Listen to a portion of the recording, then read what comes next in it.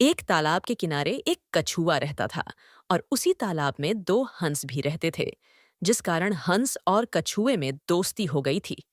हंस दूर दूर तक उड़कर जाते और मुनियों ज्ञानियों की बातें सुनते और सारा ज्ञान कछुए को भी देते। लेकिन कछुआ बहुत ही बोलता था। वह 1 मिनट के लिए चुप नहीं रह पाता था। एक दिन हंसों ने सुना कि तालाब में अब पानी खत्म होने वाला है, तो यह बात तुरंत कछुए को भी बताई और कछुआ उनसे अपनी जान बचाने को बोला।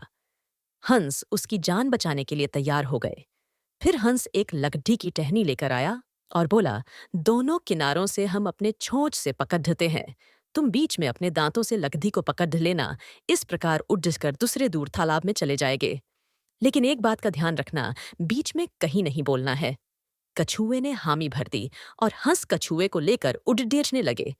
रास्ते में गांव में यह नजारा बच्चों ने देखा तो चिल्लाने लगे कि वो देखो, कछुआ उड़ रहा है।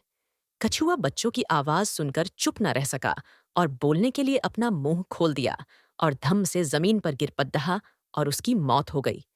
कहानी से शिक्षा, हमें कुछ भी बोलने से पहले वहां की परिस्थिति को समझ लेना चाहिए, क्योंकि बिना किसी कारण के बार बार बोलना भी कभी कभी बहुत महंगा पड़ी एचता है।